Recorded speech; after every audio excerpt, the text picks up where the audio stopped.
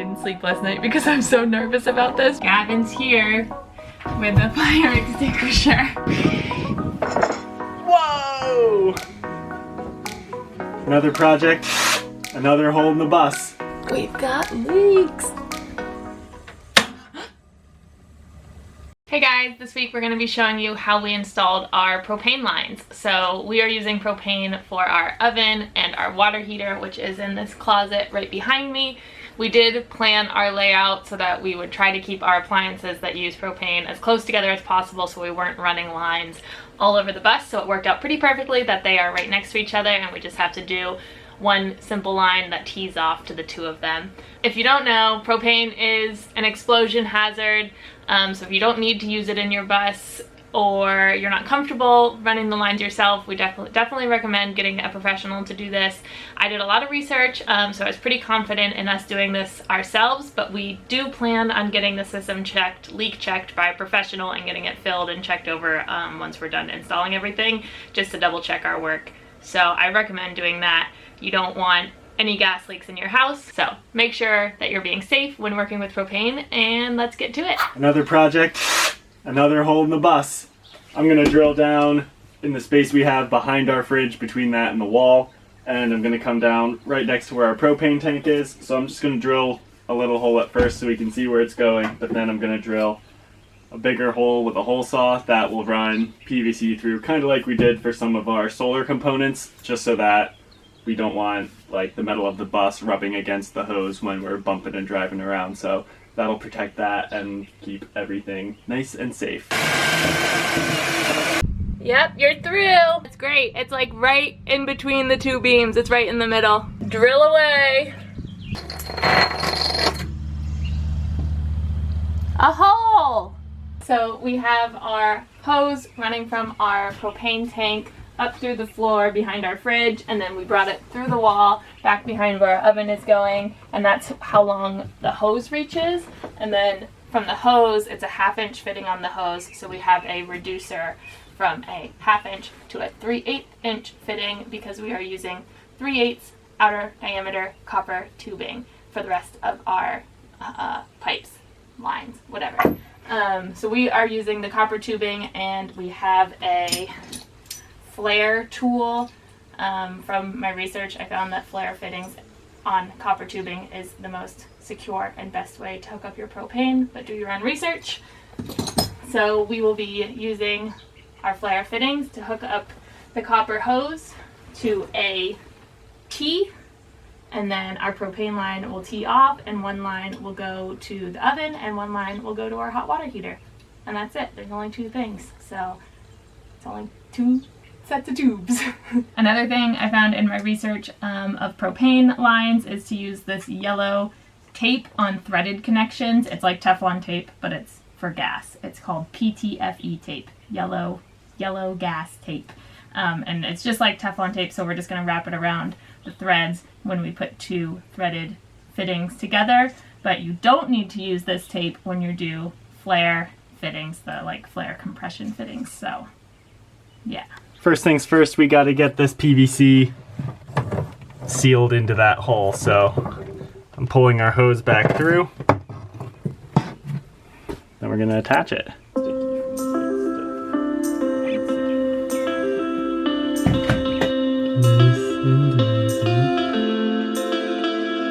So I'm going to start with the connections at the tank and then work my way in and just go kind of in a straight line. So the first connection is the 2-stage regulator into our tank valve. Since this is a threaded connection, I'm going to use my yellow tape, and then from the regulator I will be connecting the hose that goes up and into the bus.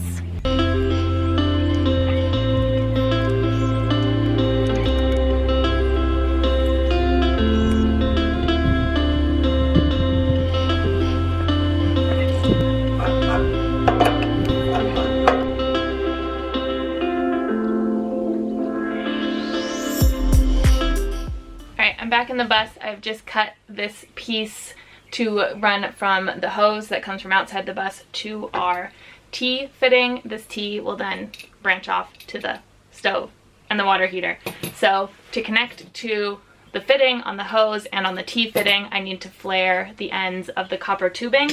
And to do that, I'm going to be using this flare tool.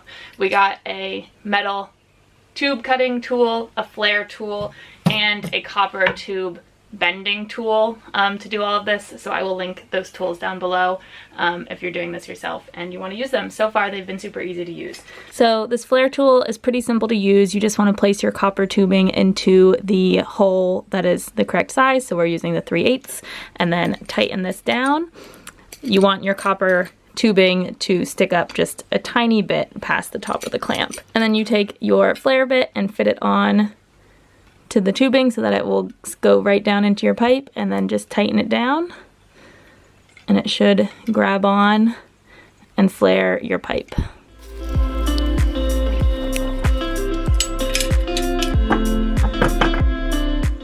So there you go, your copper tubing now has a flared end, and that will fit right onto this flare fitting, and then the nut slides over and threads on. Remember to put your nut on if you're flaring both ends before you flare the tubing, because you will not be able to get the nut on over the flare. So put the nut on first, then flare your tubing.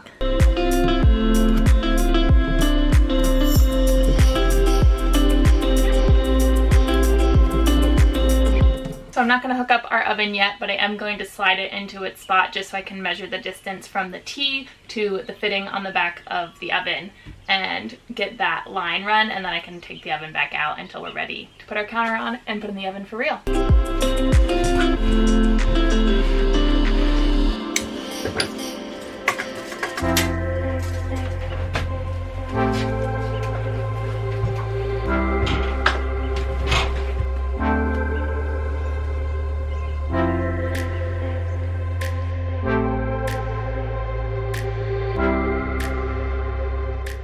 So I've connected the line for our oven. As you can see, it tees off and then it goes straight up to the oven, where we have this 90-degree that will come right into the back of our stove oven. I also added this valve here, just like an easy shut off. Turn 90-degree to shut it off. That way we're going to put one before the oven and put one before the water heater. That way we can turn one or the other off and isolate the appliance if we need to do maintenance or anything. It's super easy just to add that straight into the line, and I did that with the flare fittings as well. So yeah, oven is all ready to go. We're going to hook up the oven last because we have to put the countertop in and everything to get the oven in. So I'm going to go and hook up the water heater now.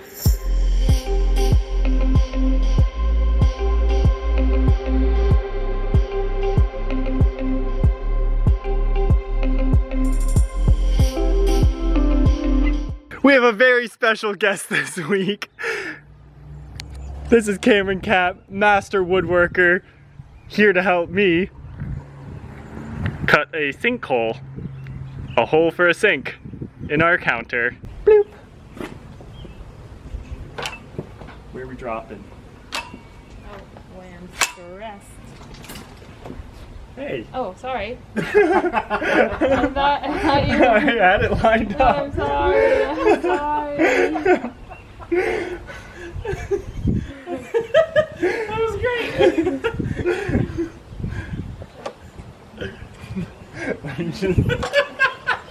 Do it again. You were like, where are we dropping? So I was here to help figure it out. It was just a cool pop culture reference.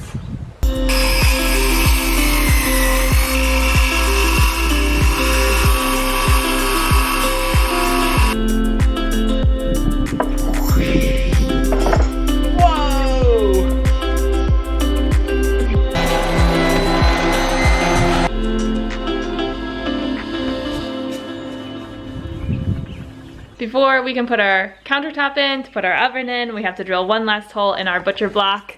So we're ready to drill our hole for our faucet. This is where our sink's going. Drill away.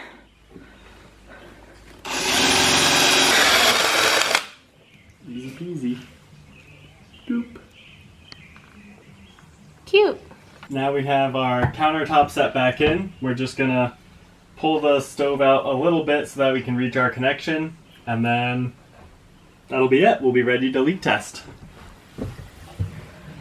So you can see where our copper tube comes up.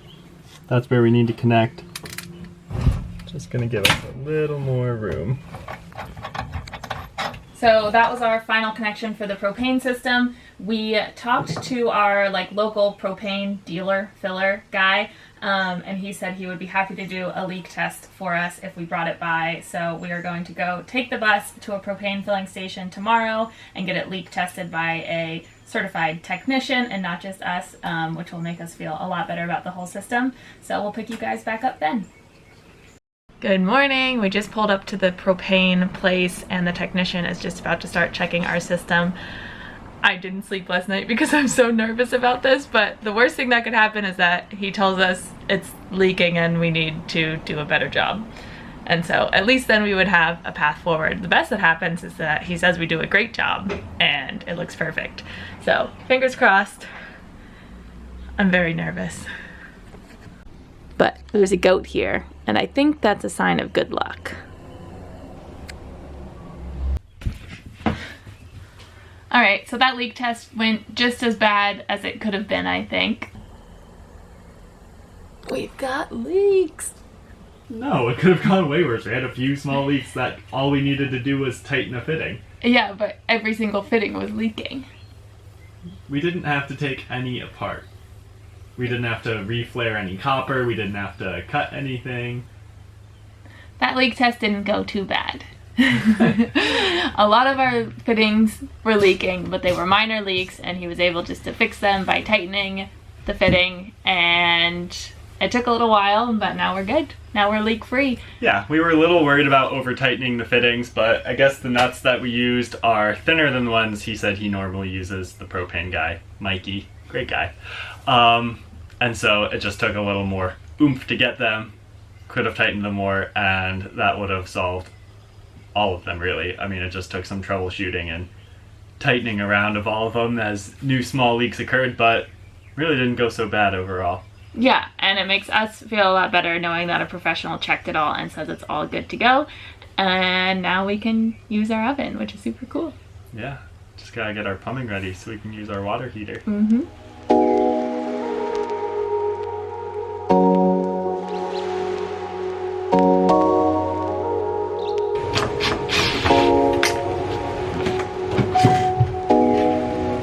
Alright, the fridge is all attached to the power source. It's turned on, the light comes on when you open it. It's very exciting. Woo! It just has to sit for 24 hours to cool down the temperature. Yeah, I had to show the light. What the heck? It's gonna be fine. So now that the fridge is in, we're gonna take it back out because we want to screw down our countertop. We are using just these little 90-degree brackets, and we're basically just going to screw them up into the counter and into our cabinet walls. It's already wedged in there pretty good. It's cut exactly the size and really takes some work to get it in and out, and so these will just help hold it down and make it secure. But yeah, we wired the fridge with a wire long enough so that we can move it in and out without having to unplug it, mostly so that we can access the electronics if we need to.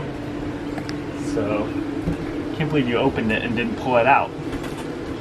Opening it's the easiest way to pull it out. That looked pretty easy. Yeah, for you.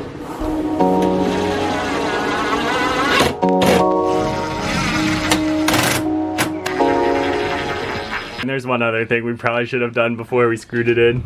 We just need to hook up our oven to the 12-volt power source. You actually don't need to hook this oven up to 12 volts. It's just so the light on the oven works and the knobs light up. So if you didn't run power for it, that's okay, but it does look nice. Nice and clean. Goodbye.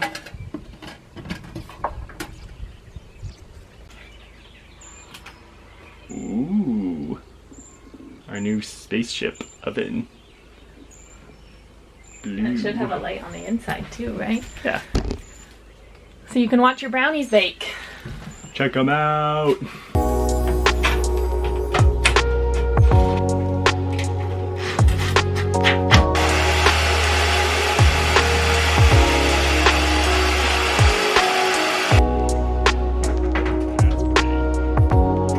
This is just a scrap piece of foam that we're keeping between the glass cover in the grate because when we're driving it does tend to rattle a little bit, so that just makes it so it doesn't make any noise. Wow. Wow. Okay, I'm gonna try and light the stove. Gavin's here with a fire extinguisher. Oh man. I don't know how to do it. I'm scared. You did it. That spark? You don't have it on. I know, but Turn the burner off. but shouldn't it spark? It did. Oh. It did? That's it. We're cooking. Gavin? What? It's fire. You're supposed to touch it. That's amazing. Okay, I'm gonna light another one. I'm scared. You literally grew up with a gas stove. Didn't you do this all the time? I'm still scared. I didn't build that gas stove. Exactly. You should be more scared of that one.